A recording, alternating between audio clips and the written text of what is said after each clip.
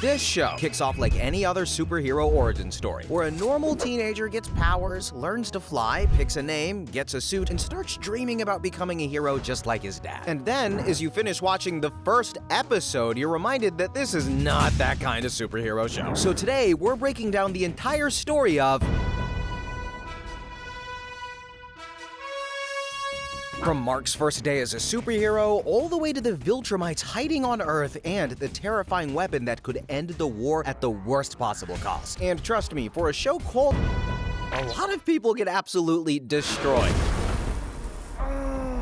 I guess that still counts as a landing. Season 1, Episode 1. It's about time. So the first episode kicks off at the White House, where two security guards are having a surprisingly wholesome conversation about family, recovery, and vacation plans, which in superhero language basically means something horrible is about to happen. And sure enough, the ground starts shaking, and the Mauler twins burst in with giant guns, planning to kill the president and make a whole spectacle out of it. Luckily, the Guardians of the Globe arrive just in time, backed up by the one and only Omniman, Earth's strongest hero. Together, they evacuate civilians, beat down the Maulers, and save the day like a perfectly normal superhero team. You know, for now. After that, though, we meet Mark Grayson, Omni-Man's teenage son. Mark is still waiting for his own powers to show up, which is getting awkward since his dad is basically Superman with a mustache. Then at school, Mark gets beaten up after standing up to a bully named Todd, but later, while working his fast food job, he accidentally throws a trash bag into the sky, which means his powers have finally kicked in. And just that night, Nolan explains Mark's heritage. He's from Viltrom, a planet of super-powered beings who supposedly travel across space helping weaker civilizations. Similarly, Nolan came to Earth, became its protector, and eventually had Mark. So now, Marky Mark has to learn how to fly, how to fight, and survive as a half-Viltromite, half-human hybrid. So, you know, no pressure. And training, y'all, it starts the next morning, and it goes about as smoothly as you'd expect. Mark learns to fly, then learns that landing is a completely different problem by crashing hard enough to leave a crater, and Nolan also teaches him how brutal real fights can be, like any toxic father would, by hitting him harder than their child expects because his enemies won't hold back against him either. Classic dad stuff. But still, desperate to prove himself, Mark later goes out on his own and stops a group of criminals, including a heavy hitter named Titan. And he wins, kind of, but causes plenty of damage along the way. Nolan shows up, pulls him out, and realizes Mark needs more than powers. He needs a suit, he needs a name, and a better idea of what being a hero actually means. So Mark meets the DILF Art, the superhero tailor, and starts figuring out his look. But the real breakthrough comes later when Nolan tells him that most kids his age feel. Mark, though, actually is. And with that, Mark finally chooses his hero name. Then the episode takes a hard left turn. The Guardians of the Galaxy Globe are called to their headquarters, but no one knows who sent the alert. The heroes arrive one by one, confused. Then Omni-Man walks in. At first, it seems normal, until he suddenly attacks. And what follows is a total massacre. Red Rush reacts first, but Omni-Man catches him and absolutely crushes him. The rest of the Guardians fight back with everything they have, and for a moment, they actually hurt him, but it isn't enough. Omni-Man tears through the entire team, killing Earth's greatest heroes one by one. By the end, the Guardians are dead. Omni-Man is covered in blood, and even he collapses from the damage. And guys, this was just episode 1. Episode 2, Here Goes Nothing, opens right after Omni-Man's massacre with the GDA, finding the Guardians dead and Omni-Man barely alive. Debbie and Mark are brought to the hospital where Cecil explains that someone slaughtered the Guardian. Officially, they have no idea who did it, but unofficially, we very much do. With the Guardians gone and Nolan out of commission, Mark is thrown straight into superhero life when the Thraxans invade through a portal. He's overwhelmed at first, but the Teen Team, a name that I just struggle to say, they arrive to help, including Adam Eve, Robot, Rex Explode, and Duplicate. They just love their puns. They fight back, though, until the aliens suddenly start aging rapidly and retreat. Afterward, Robot explains that the Thraxans come from a dimension where time moves faster, which is why Earth's time stream breaks them down. But the Thraxans return with wristbands that protect them, and this time they nearly overwhelm everyone. But Mark steps up as Robot targets the wristbands, and the invasion is stopped again. Mark Wahlberg then rushes back to Nolan, who finally wakes up, but when Mark admits he couldn't save everyone, Nolan tells him people die in this job. Great fatherly comfort there. Then later, Mark flies up into space to fight Alan the alien, only for Alan to call a timeout and reveal he's just an evaluation officer who showed up at the wrong planet. Amazing work, space bureaucracy. But then, because why not at this point, the Thraxans attack one more time. But then Omni-Man finally handles it himself. He follows them through their portal and wipes out their entire world. underworld, before returning home just like he ran a quick errand or something. And while Mark is learning what hero work really costs, Cecil and Darkblood are starting to look way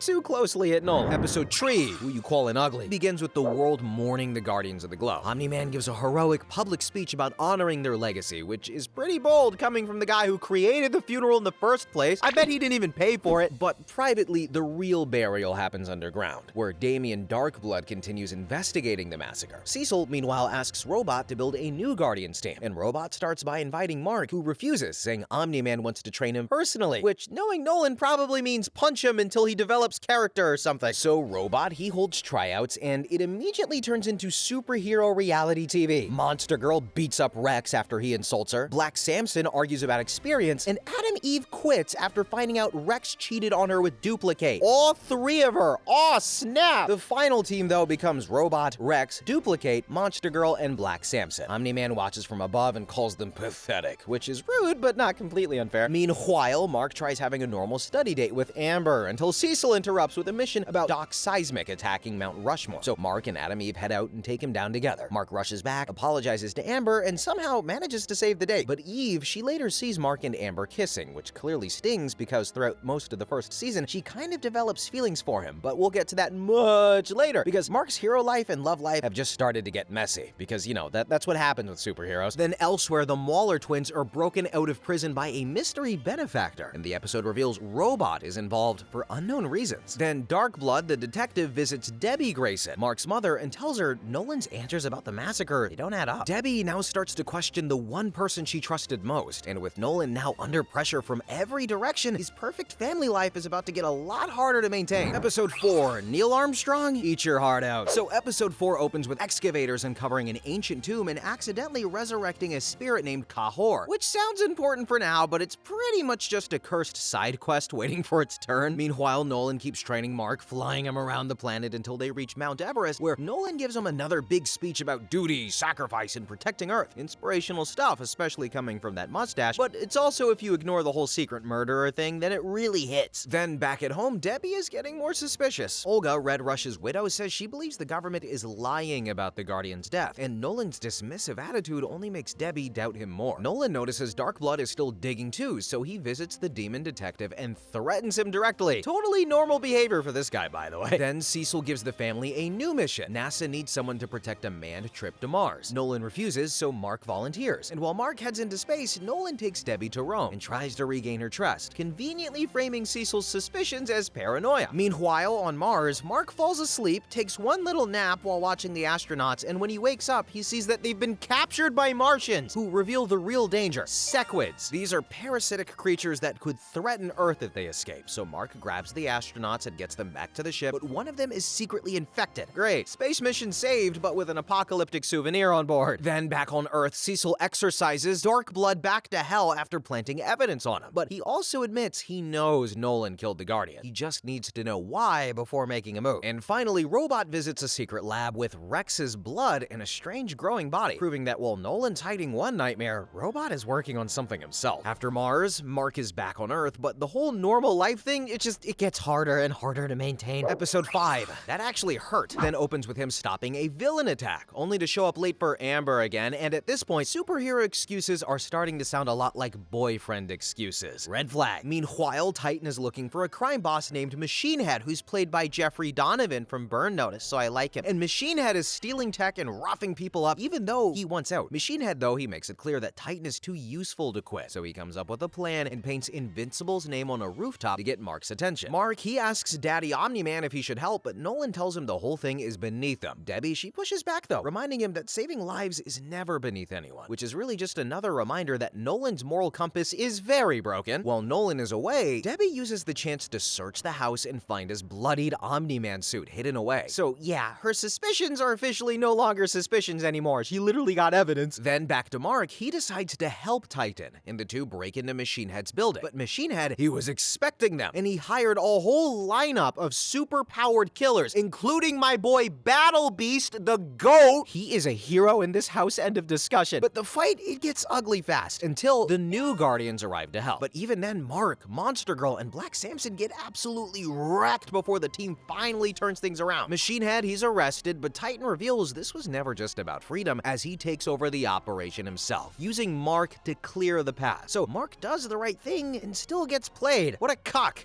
Anyway, while Mark is lying in a hospital bed because he gets beat up more than Jesse Pinkman, Cecil's people are already testing his blood, trying to figure out how to hurt a Viltromite. Because after Machine Head nearly kills Mark, the next thing is going to hit even closer to home, and you'll see why. Episode 6, You Look Kinda Dead, begins with a drunk college student named Doug, who ends up getting kidnapped and turned into a cyborg experiment by D.A. Sinclair, a student who thinks humanity needs fixing, which is one way to describe torture, I guess. Mark, he wakes up after a 6-day coma, while Monster Girl and Black Samson are still recovering from the Machine Head fight. Nolan keeps pushing the idea that Dark Blood killed the Guardians, but Debbie, she's got the suit now, and knows the truth is much worse. Then, trying to salvage his life, Mark goes with Amber and best bro William to visit Upstate University, and things actually seem nice for about 5 minutes until one of Sinclair's cyborgs attacked the campus. Mark, he suits up, fights it, and eventually realizes there's still a person trapped inside. The cyborg sees his own reflection and destroys himself, which is just deeply messed up, but you know, that's what the show does. Back home, Debbie takes Nolan's suit to Art, the DILF, and the evidence is brutal. Blood and damage from every Guardian are on it. But the biggest clue, it's the timing. Nolan struck first. Unfortunately, Nolan is nearby and hears enough to know Art is involved. Later, William's crush Rick is kidnapped too, and when William follows, Sinclair grabs him. Mark heads into the sewers and finds multiple cyborgs waiting, including Rick, who has been turned into one of Sinclair's monsters. But William, he actually manages to reach to the part of Rick that's still human, giving Mark the opening to stop Sinclair. Afterwards, Debbie finally confronts her husband and asks him why he killed the Guardians. Nolan keeps lying though, so Debbie tells him exactly where he stands with her. Not great, buddy. While the marriage is collapsing, in real time, the Mauler twins head to a graveyard looking for a mortal, because apparently one dead Guardian is about to become everyone's problem again. Episode 7, We Need to Talk, opens with the secret fully out. Debbie confronts Nolan, and he admits he wasn't being controlled when he killed the Guardians. Frustrated, she tells him to leave, and he flies straight through the roof like a jerk. And Cecil, he immediately moves Debbie to safety, and now family dinner is canceled forever. Then at GDA headquarters, Cecil admits the obvious problem. They don't know if they can stop Omniman. The only person who might even have a chance is Mark, and no one knows if he'll actually fight his own father. Mark, meanwhile, is, and please prepare yourself for this, is dealing with Amber, who reveals she already knew he was invincible and is more upset that he kept lying to her. Girl, you still, while the world is falling apart, Mark's relationship also chooses this exact moment to explode. God, I hate Amber! Anyway, continuing, Robot's real plan is finally revealed. With the Mauler twins' help, he transfers his mind into a cloned human body from Rex's DNA, becoming Rudy. His reasoning is that he wanted to understand Monster Girl better, which is sweet in theory and wildly disturbing in execution. Then Omni-Man finds out that Cecil and Donald have been spying on him. So naturally, he storms into the surveillance house, crushes Donald, and survives the explosion meant to stop him like it was nothing. Cecil then goes on to buy just enough time with his teleporting tricks, reanimated soldiers, and finally Hail Mary, the kaiju that Omni-Man fought before. But none of it is enough, y'all. Mark flying by, he sees Omni-Man fighting Hail Mary, jumps into hell, still not understanding what's really happening though. And at the same time, the Mauler twins revive the Immortal, who immediately flies straight at Omni-Man in front of the entire world. Y'all, this dude got killed by Omni-Man, resurrected, woke up and said, I need to throw hands right this instant. Then my goat, the Immortal, calls Nolan a murderer, exposing him live on TV, but Omni-Man kills him again by tearing him in half. Mark watches in total shock as his father turns to him, covered in blood, and says, they need to talk. Episode 8,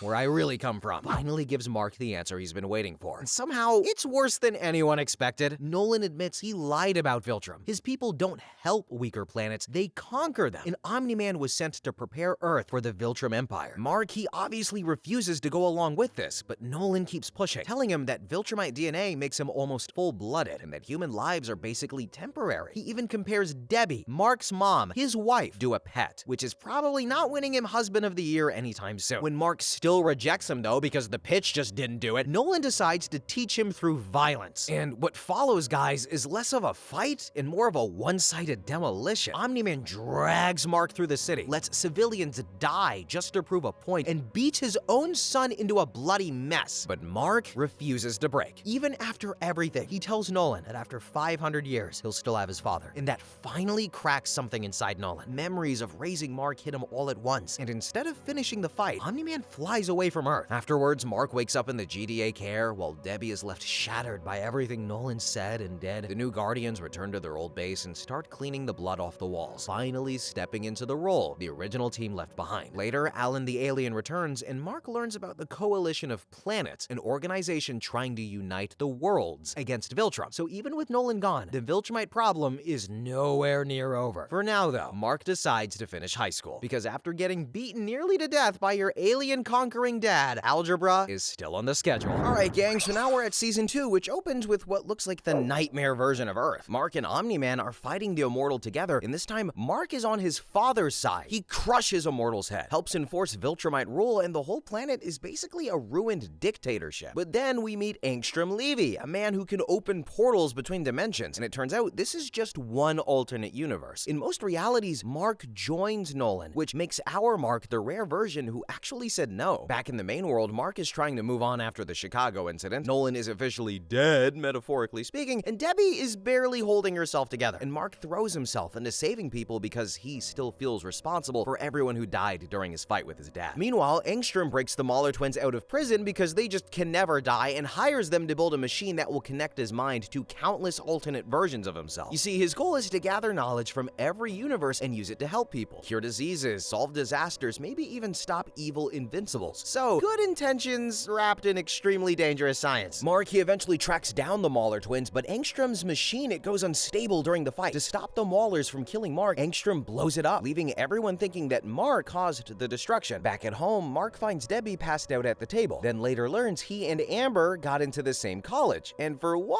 second, life almost feels normal. But in the wreckage, one Mahler finds Angstrom alive, horribly mutated, and now carrying the memories of countless versions of himself. And thanks to that, he only wants one thing: revenge on Invincible. Episode 2. In about 6 hours, I lose my virginity to a fish. It begins on graduation day, but Mark is missing because Doc Seismic is attacking the Washington Monument with giant magma monsters. Mark, he still wins though, kind of, but the monument takes a beating before he races back just in time to graduate. Classic superhero scheduling. Afterwards, Mark, Amber, Eve, and William take summer plans at Eve's treehouse, but Mark, he can't fully relax. He's still waiting for the next disaster, and honestly, he's not wrong. Then, elsewhere, the Mars mission from season 1, that comes back into play, guys. You see, the Sequids, they're still a threat, and one of the astronauts has secretly brought that problem home. Great! Mark survived Mars, yet somehow still managed to import an apocalypse. Invincible then gets sent to Midnight City. Someone has taken up Darkwing's name, and it's actually Darkwing's former assistant, who traps criminals in the Shadowverse. Mark gets pulled in too, and in the darkness, he snaps, warning that nobody knows what he's capable of. So yeah, Nolan's shadow is still very much hanging over. Meanwhile, Debbie is struggling too. She sees Donald alive, which is a problem because Nolan very clearly killed him. And later, while selling a house, she lashes out at a controlling husband after he treats his wife like property, because that pet comment from Nolan, it's still doing damage to her. Then Mark is sent to Atlantis, because why not, where he's expected to atone for Omniman killing Aquarius. Luckily, he doesn't have to marry Aquarius's widow, but he does have to fight a massive sea monster called the Depth Dweller. And Mark nearly dies in the process, but when the creature starts killing Atlanteans, he chooses to go back and help anyway. By the end, Shapesmith joins the Guardians with a very fake origin story. The Sequids are still loose, and Angstrom is already collecting evil versions of Mark across the multiverse. This dude does not waste time. Episode 3. This missive, this machination. Mark tries to do the most normal thing possible: go to college. Episode 3 begins with Debbie dropping him off, and Mark trying to act mature by throwing away his old toys, except for Seance Dog, because even superheroes have one plushie they just can't let go of. My boy William then explains the classic sock on the door rule. Mark and Amber finally get some alone time, and just as the episode starts looking like a college rom-com, the narrator hijacks the whole thing and turns it towards... Perhaps it's time to give Amber and Mark some privacy and turn our attention to the stars and a story that began generations ago. This missive,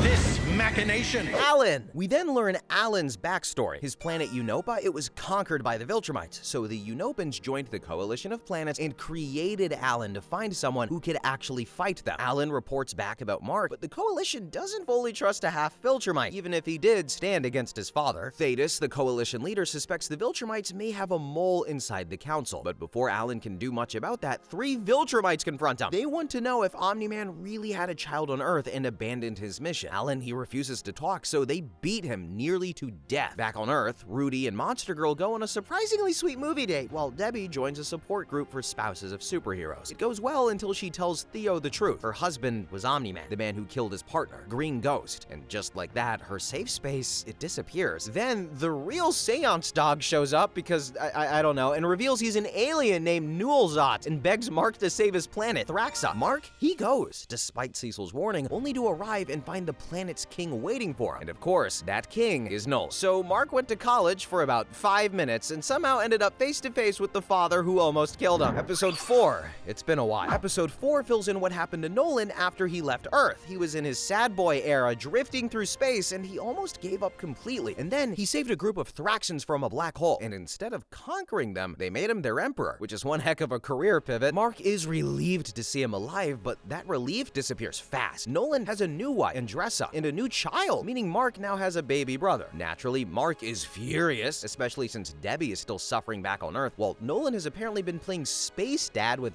bug people. Nolan insists, though, this isn't about replacing them. The Viltromites are coming, and because his new son is part Thraxan, they'll kill him as inferior. Mark, he doesn't forgive Nolan, but he does agree to help protect the innocent people caught in his mess. Then those Viltromites, they arrive early. Mark fights one of them and gets destroyed until Nolan tells him he has to stop fighting like he's on Earth. If he doesn't fight to kill, everyone dies. And Mark taps into that rage and starts fighting harder. But even when they seem to win, Lucan returns and takes Nolan down. Then, back on Earth, Debbie takes back control by refusing Cecil's money, while Donald discovers the truth about himself after watching footage of his own death. So yeah, the identity crises are really piling up now. In the end, General Craig tells Mark that Nolan will be executed, and Mark must return to Earth and prepare it for Viltromite rule. If he refuses, he'll kill millions. And after everything Nolan did, Mark now has to decide whether saving his father might also be the only way to save Earth. Episode 5. This must come as a shock. Picks up with Mark staring at the destroyed Thraxan city before passing out from everything that just happened. And when he wakes up, Andressa and his baby brother are alive. But Andressa, she's aging fast. That's what their species do. And she asks Mark to take the child back to Earth. So now Mark returns home after 2 months missing, carrying Nolan's secret alien baby. You know, just normal stuff for this family. Debbie is understandably stunned, but instead of turning the child away, she agrees to help raise him so Mark can stay in college. And honestly, Debbie might be the strongest person in this entire show, and she doesn't even have powers. She is a top-tier television mom and character. Mark, he tries returning to school and reconnecting with Amber, but Cecil quickly reminds him that disappearing for 2 months had consequences. While Mark was gone, the Guardians were nearly beaten, and Cecil now wants to take Nolan's baby into custody. Great, welcome home. Then, because why not, a new crisis hits. A Martian ship is heading towards Earth packed with sequids, and Shapesmith finally admits he's actually a Martian who stole the real astronaut's identity back in Season 1, which means the sequids now have a human host, and Earth is in serious trouble. Cecil sends Mark and most of the Guardians into space to stop them, while Rex, Duplicate, Shrinking Ray, and Rudy stay behind. But the moment the main team leaves, King Lizard attacks a military base, because apparently villains just do not understand scheduling. Then in space, the Guardians reach the Martian ship, only to be swarmed by sequids. Back on Earth, the Lizard League fight, it turns horrifying fast. Duplicate is killed, Shrinking Ray is crushed and probably killed, and Rex is probably killed but barely survives before Lizard King puts a gun to his head. And in the epilogue, Alan wakes up stronger than ever, only for Thetis to reveal he's actually a rebel Viltromite. Now, he wants Alan to bring Invincible to him, because Mark may be the key to turning the war. Episode 6. It's not that simple. Episode 6 picks up with Rex on his knees in front of King Lizard. He gets shot in the head, which should be game over, but somehow Rex survives, then beats King Lizard down with his own ruined arm. Rex finally gets his cool moment, and it only costs him basically everything. In space, Robot fixes the device needed to stop the sequids, and Mark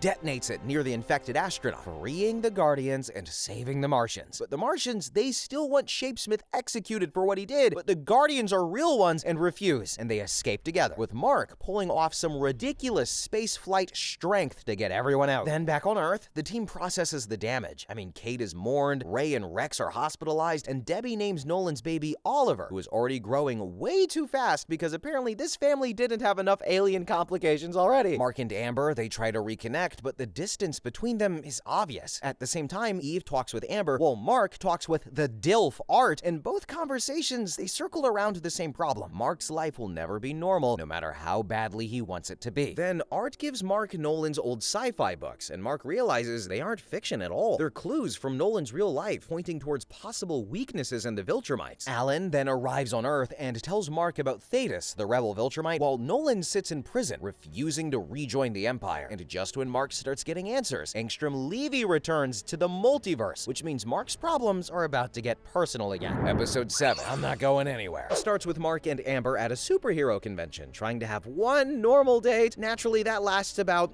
5 seconds before Eve calls Mark away to help Rex fight Octobus. Mark, he saves the day, but Amber is once again left behind, and even Mark knows this is becoming a problem. Meanwhile, the Guardians are barely holding it together. Rex is recovering, Rudy and Monster Girl are tense, and Donald learns the truth about his own deaths. Cecil shows him footage of all the times he died, along with the fact that Donald himself chose to erase those memories. So, great. Existential horror now in government employee flavor. Donald later uses that pain to help Rick, who is still traumatized by what Sinclair did to him. And when Rick nearly jumps, Donald talks him down, admitting he knows exactly what it feels like to think part of yourself is missing. As for Mark, he tries putting Amber first, but then a Viltromite who's kind of hot named Anissa arrives and threatens to kill Amber if Mark doesn't listen. But Anissa argues that Viltromite rule could actually help her, then casually helps Mark stop a giant sea monster just to prove her point. Mark still refuses, so she beats him down and leaves him alive as a warning. And that, well, it finally breaks things between Mark and Amber. They love each other, but Amber can't keep living in the shadow of his impossible life. And Mark, he can't promise that will ever change. So they end things, and it hurts exactly as much as expected. And just when Mark's personal life completely falls apart, Angstrom calls him from Debbie's phone. He has Debbie and he has Oliver, and now Mark's worst unfinished problem has officially come home. Episode 8, I Thought You Were Stronger, opens with Nolan in Viltromite custody, now healthy enough for execution. Mark races home and finds Angstrom holding his mom Debbie hostage, blaming Mark for the accident that disfigured him. But Mark, he barely remembers him, which only makes Angstrom even more pissed off. He attacks Mark by throwing him through alternate dimensions, each one reminding him of all the evil versions of Invincible he's seen. To him, Mark isn't one good person, he's every monster from every universe wearing the same face. Debbie, she tries to fight back, but Angstrom breaks her arm in front of Oliver, and that finally pushes Mark over the edge. He attacks with pure rage, beating Angstrom so badly that the show doesn't even fully show it. When it's over, Mark is stranded in another dimension, horrified by what he just did. Eventually, after wandering, an older version of the Guardians find him. In their future, Mark vanished for 20 years, and older Eve even confesses that she loved him before sending him home. So yeah, we've got time travel and romantic confusion. That's a new combo. Mark returns to the hospital, breaks down with Debbie, and later decides to quit college so he can focus on controlling himself. He also visits Eve, but whatever he wants to say, it stays unsaid. For now, just sitting together, it's enough. Elsewhere, Rudy apologizes to Amanda. Kate reveals that she's alive, and Alan reaches Nolan in prison. Nolan feels he deserves death, but when Alan asks what he really wants, Nolan admits the truth. He misses his wife. Season 3, Episode 1. You're not laughing now. After Season 2 leaves Mark shaken by what he did to Angstrom, Season 3 opens with him training harder than ever. Cecil tracks his progress, and the numbers are ridiculous. Mark is faster, tougher, and way stronger than before. He's probably even more invincible alert, which is great until you remember that the real test is eventually going to be the Viltromites. Mark and Rex, they then respond to a break-in at the National Archives, where Multi-Paul, I just love puns in the show, is trying to steal the Declaration of Independence. Rex gets overwhelmed, but Mark steps in, and the fight ends when Duplicate suddenly returns, alive. Turns out she kept a backup copy hidden away, which is very convenient and also emotionally devastating for everyone who mourned her. Meanwhile, my boy Oliver is already showing powers, and Debbie tries to keep him away from Cecil. But Oliver overhears everything and wants to train, so eventually Debbie agrees to a compromise, because apparently raising one superpowered alien child wasn't stressful enough. Mark also tries to figure things out with Eve, but he makes the mistake of bringing up the future version of her who confessed her feelings, which is honest, sure, but also maybe not the smoothest first move. Then Doc Seismic returns, revealing he's been behind the strange disasters happening across the country. He captures almost every hero underground, including Mark and Eve, until Cecil sends in Darkwing and Sinclair's Reaniman to save them. Mark, though, he's furious that Cecil is working with killers and follows him straight into the White Room, where Cecil reveals the Reaniman are a part of his new defense plan. Mark, he sees it as betrayal, but Cecil sees it as survival. And with both of them convinced they're protecting the world, things between Invincible and the GDA are about to get ugly.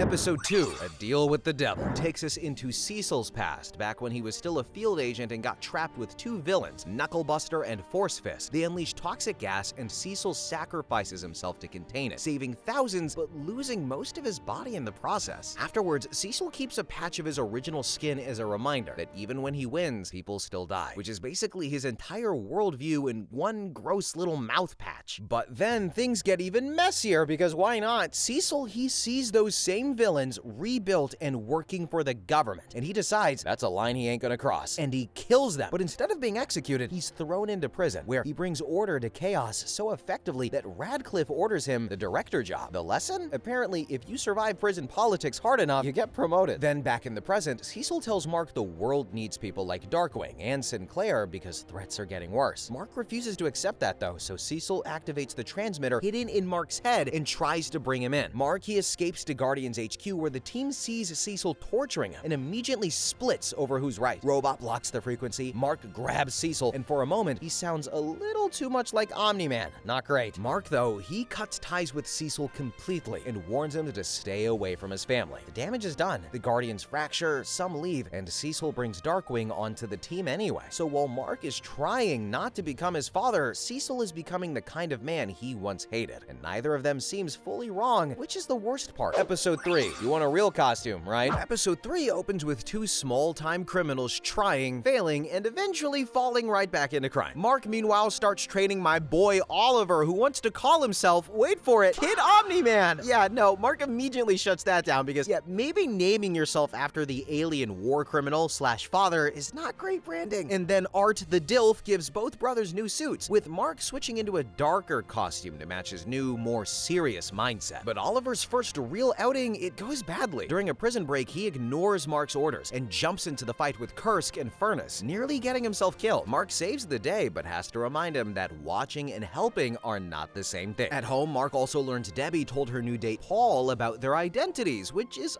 awkward enough before the news starts calling Oliver Invincible. Poor kid can survive punches, but not bad media branding. Later, Eve checks in on Mark, and the two talk about how impossible his life is becoming. Mark is trying to be a son, a brother, a boyfriend, and hero all at once, while Eve reminds him he doesn't have to carry all of it alone. Then we return to the Mahler twins, because they're just always up to something. They attack a missile silo and try to launch an EMP nuke. Mark, he flies into space to stop it, leaving Oliver behind with the Maulers. Oliver panics, he loses control, and he kills them both. That is my goat. I don't care what anyone says. I'm gonna be honest, I was getting sick of the Mahler twins. But Mark, though, he's horrified. Oliver doesn't really understand why it's wrong. From his perspective, bad guys are gone. Problem solved. And when he asks if Nolan might have been right, Mark realizes Oliver's powers aren't the scary part. It's what he believes. Episode 4. You are my hero. Episode 4 opens with another problem. Someone has been watching the Grayson family. Mark brings the wrecked robot to the rogue Guardians, but no one can identify who sent it, only that whoever built it has serious resources. Naturally, Mark assumes it's Cecil and punches his way into the Pentagon for answers. But Cecil, he denies it. And before Mark can get anywhere, Dropkick and Fightmaster show up in Paris through a glowing portal. Mark and Eve are trying to have an actual date, but the duo claims they're from the future and need Mark's help overthrowing their king. So much for romance. They drag Mark into the future where America, not the United States, has become a ruined wasteland ruled by the Immortal. Turns out Mark was supposed to take over Earth one day, but when he disappeared, Immortal was left alone. He went mad and started hurting people to lure Mark back. And Immortal, he begs Mark to kill him, but Mark refuses until the fight leaves him no real choice. Eventually, Mark rips his head off, saving the future, but leaving himself completely shaken. Then, back in the present, Eve helps him process all of it, and the date actually manages to go well somehow. Meanwhile, Alan, he breaks Nolan out of Viltromite prison, freeing, wait for it, my goat, Battle Beast. And along the way, they trigger a full-on prison riot. And during the chaos, Nolan finds the will to finally fight back in order to save Alan, who's been going so out of his way to save him. Then, Nolan reveals the Viltromite's biggest secret. There are fewer than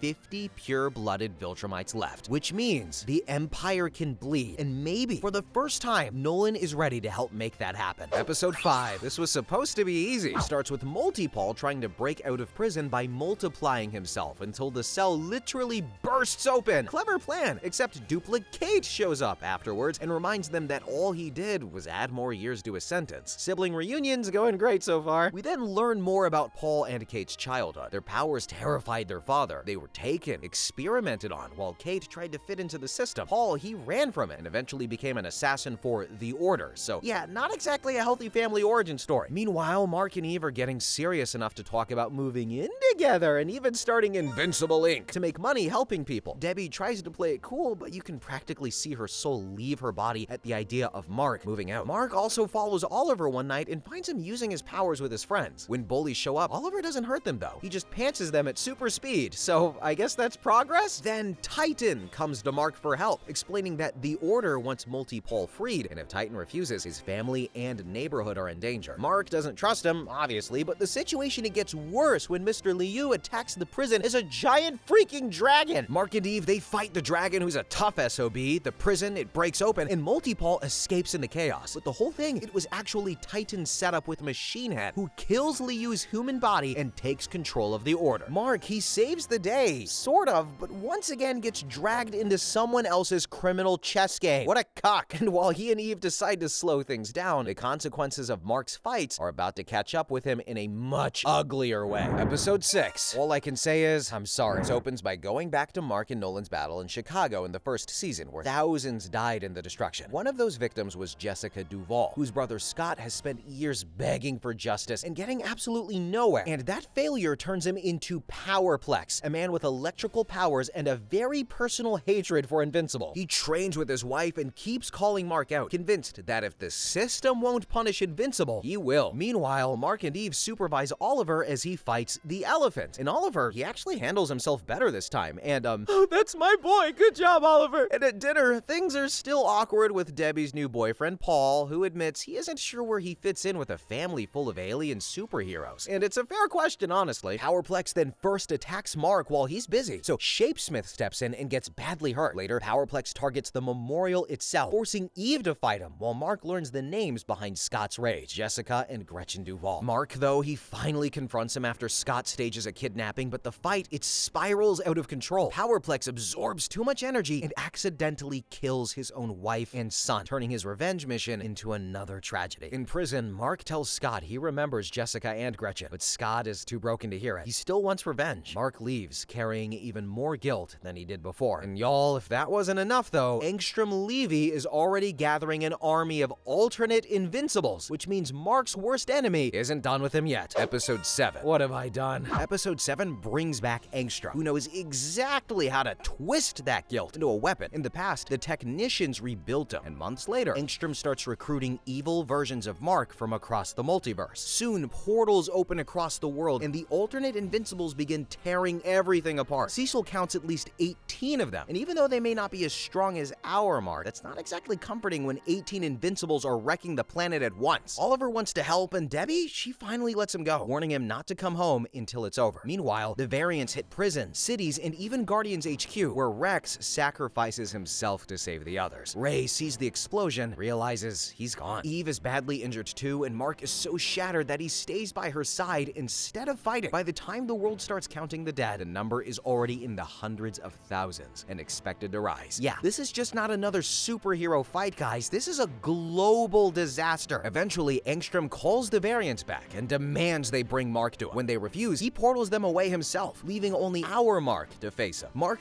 beats through Angstrom's drones, but even with Oliver pushing him to finish it, he refuses to kill him. Angstrom, he escapes, but loses an arm in the process. Back on Earth, Cecil tries to convince Mark to lead the Guardians, but Mark, he refuses. For now, he just helps with rescue work. Episode 8. I thought you'd never shut up. The final episode of Season 3 begins with Conquest, making it clear he's not here to negotiate, he's not here to recruit, and he's not here to spread the glory of the Viltrom Empire with pamphlets. He just likes kill. And luckily, Mark gets to be his next toy. In the fight, it turns brutal almost immediately. Conquest throws Mark across the city, tears through anyone nearby, and treats the whole thing like entertainment. But Oliver, my goat, he rushes in to help after seeing the battle on TV because he will never not throw hands. But Conquest, he crushes him too, forcing Mark to send him away before he gets killed. Eve, she wakes up in the hospital and realizes Mark's in trouble. Cecil tries to stop her, warning that Conquest might be even stronger than Nolan. But Eve, because she's so loyal, she goes anyway, which is heroic, yes, but also incredibly terrifying. And y'all, she holds her own for a little bit, and she actually gets creative with her powers, but Conquest eventually smashes her down, and Mark completely loses it. Then, just when it seems Eve is legit dead, her powers fully awaken take it. She rebuilds her body. She blasts Conquest hard enough to destroy his skin and gives Mark the opening he needs. And Invincible finishes Conquest off in the most metal way possible by headbutting him to death, because subtlety left the building a long-ass time ago. 3 days later, Mark and Eve are recovering, and Eve explains that near death broke the mental blocks on her powers, which is why she could rebuild herself. Meanwhile, Cecil secretly keeps Conquest's body underground because, of course he does. Why burn a Viltromite body when you can turn it into a terrible idea? The heroes later gather around to honor Rex, while other loose ends keep moving. Battle Beast, he survives, Angstrom is rebuilt by the technicians, and new dark forces start stirring in the shadows. Alright kids, we're now at season 4, which opens with Mark, Eve, and my boy Oliver and the remaining heroes trying to rebuild after the war. They're saving people, they're stopping villains, and doing their best to make the world better. But the damage from last season is still everywhere. Mark especially is running himself into the ground, convinced he has to make up for everything. Cecil, he knows the world is stretched thin, so he tries reforming the Guardians. The team agrees, but only barely, making it clear they'll walk away if Cecil crosses the line again. And you know, honestly, that's fair. Trusting Cecil is basically a part-time job with health risks. Mark, he's pulled into a fight with Dinosaurus, a villain who claims his human side can't control the monster. Mark, he nearly goes too far, but the Guardians arrive, and he leaves them to handle it. Later, Mark has dinner with Eve's family, where her father reminds him that Eve nearly died twice because of him, and her father is just like incomprehensibly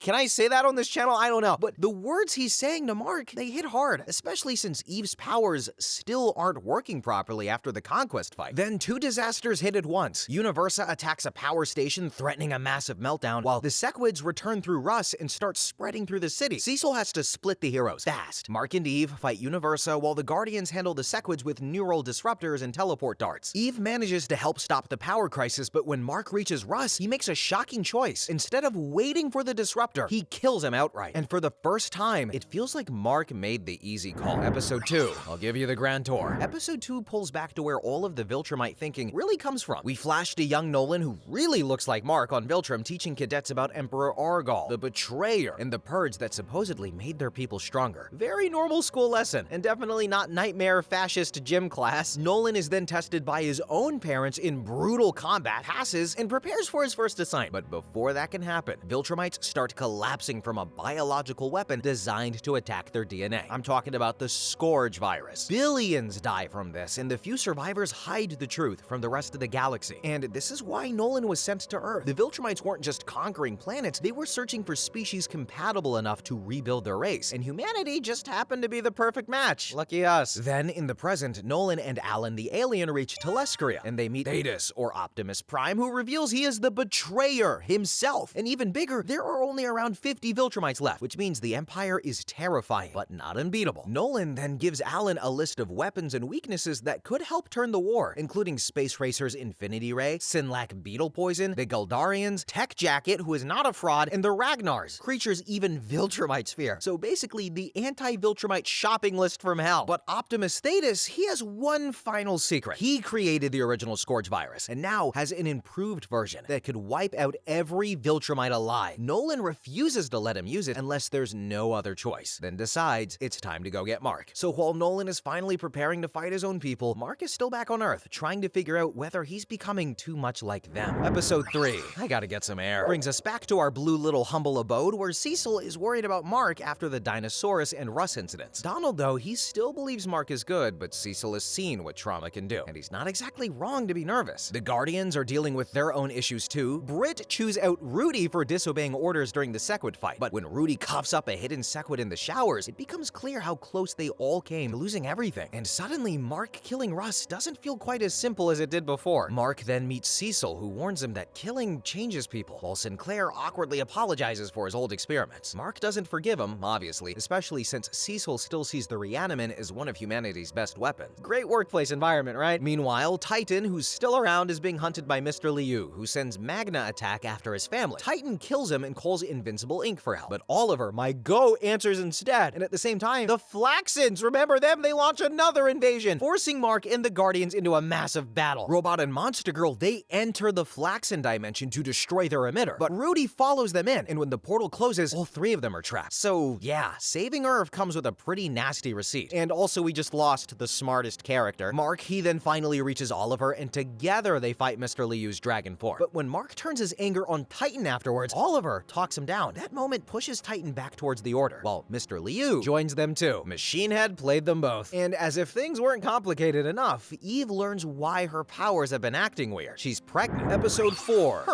Episode 4 starts with Mark visiting not the DILF Art, but the friend, and admitting he crossed a line with Russ, then nearly did it again with Titan. Art gives him back his original suit, reminding him that he's still the same kid who wanted to do the right thing. Sometimes all you need is a little therapy or spandex. But then things take a sharp turn into the Underrealm, where Damien Darkblood and his forces are losing badly to Volcanica and the Magmites. Magmanites? Anyhow, Damien tries to summon Omniman for help, but with Nolan gone, Mark gets dragged into Hell instead. Naturally, Damien, he explains though that Hell isn't exactly what humans think it is. Satan and his demons have actually been keeping worse foes away from the surface world. And Volcanica, who I'm sure some people find hot, she wants to destroy that balance. Mark, he agrees to help because apparently even fighting for Satan is better than ignoring civilians in danger. So his job is to retrieve Satan's molten crown from a very, very, very deep pit guarded by Cerberus. Mark and Damien survive the trip. They talk about masks and unsheathing masks. They grab the crown, they bring it back, letting Satan transform into his full powered form. Then the final battle begins, with Mark helping take down Volcanica's forces. Volcanica keeps coming back after getting smashed because of course she does, but eventually retreats and promises she'll remember what Invincible did. Very dramatic, very lava. Mark then returns to Earth feeling a little clearer and puts his original suit back on. Meanwhile, Eve tells William she's pregnant and prepares to tell Mark too. But right before she can, Nolan suddenly appears. Episode 5. Give us a moment. Episode 5 begins with him and Mark finally talking on the rooftop, while Alan and Eve watch nearby. Nolan explains that the Coalition is ready to fight the Viltromites, and whether Mark likes it or not, the war is coming. Mark agrees to go, but Nolan wants to speak to Debbie first. And that goes about as well as you'd expect. It's a really great scene, but it just didn't go well for him.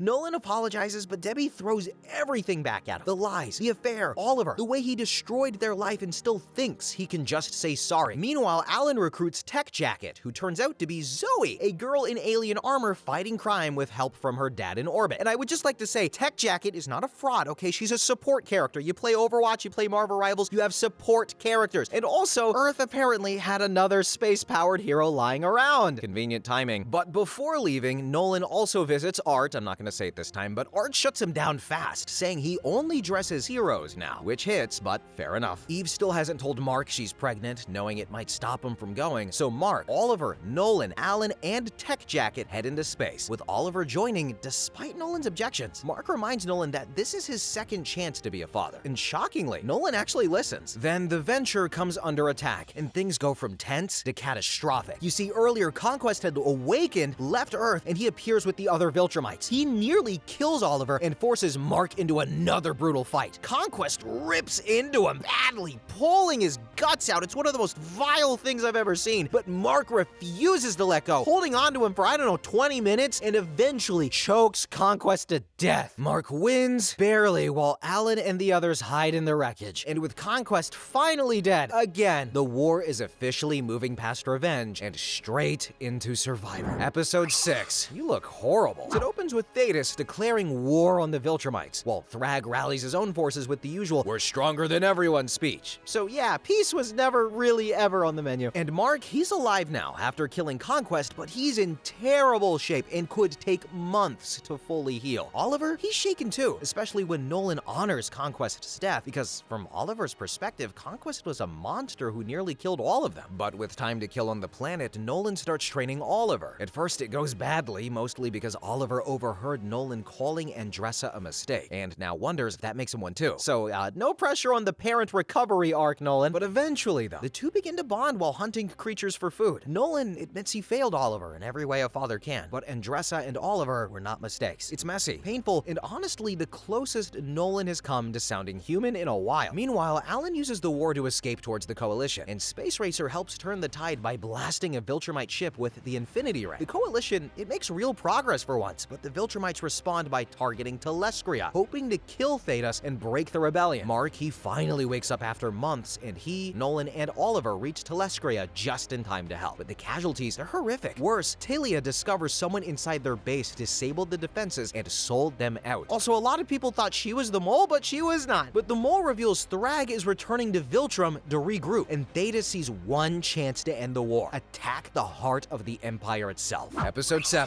Don't Do Anything Rash, opens in the past, showing just how twisted Viltrom became after Emperor Argal. When rebellion rises on a conquered planet, Argal chooses to slaughter a quarter of the population instead of wiping them all out, which for Viltromites apparently counts as moderation. But then Argal is assassinated, and Thetis is blamed as the traitor. Thraxa takes power until an heir can be found and turns the whole empire towards even more brutality, twisting Argal's rule into a philosophy of absolute strength. Now we're back in the present time. Thetis sends the coalition after Thraxa on Viltrom, believing that if they kill him, the remaining Viltromites will scatter. Tiny problem though, just a really small one. Thraxa was trained from birth to be the strongest Viltromite alive, so minor boss fight. When the team arrives, Thraxa and the others, they're already waiting. The battle kicks off fast, with the coalition using every weakness they've collected to take out Viltromites one by one. But y'all, Thraxa is on just another level, like eons past anyone else. He's actually invincible, dropping Nolan with one punch and then trying to convince him to come home. Nolan refuses, so Thraxa turns on Mark and Oliver too. Mark brings up killing Conquest, but Thraxa makes it clear Conquest was nothing compared to him. The coalition, though, they finally use Space Razor's Infinity Ray to destroy Viltrom itself, but that only enrages Thraxa, with the planet now gone, and he kills Thetis, beats Nolan nearly to death, and leaves Mark and Nolan floating in space while Oliver is badly injured. Alan, he takes temporary command after Thetis dies, and the coalition searches for the remaining Viltromites, but they've disappeared completely. And then Mark realizes where they went. They're going to Earth. Episode 8, Don't Leave Me Hanging Here. Episode 8 opens with his worst fear playing out: Thraxa and his people destroying the planet while Mark can't stop them. But it's only a nightmare, which is not exactly comforting because Mark is clearly falling apart. Nolan wants to return quietly and organize a resistance, but Mark panics the second they reach orbit and flies straight down to Earth. But everything seems fine. He keeps seeing visions of the people he loves being torn apart though, including Debbie and Eve. So yeah, the war may be over, but Mark took it home with him. Nolan speaks to Debbie about Oliver, the war, and the warning system they're setting up, but Debbie is still not ready to forgive him. Paul eventually tells her she should go see Oliver on that alien planet and admits that their lives are too different for their relationship to really work. Meanwhile, Mark reunites with Eve, who finally tells him the truth. She was pregnant before he left, and while he was gone, she had an abortion. Mark is hurt, but mostly he blames himself for not being there. And Eve makes it clear she still wants to face this life with Mark by her side. Cecil, meanwhile, is trying to set up a portal to find Robot and Monster Girl, but it just goes terribly, so they're still trapped over there. Alan also struggles as the new coalition leader, with everyone demanding action against the Viltromites. Leadership, it looks fun, and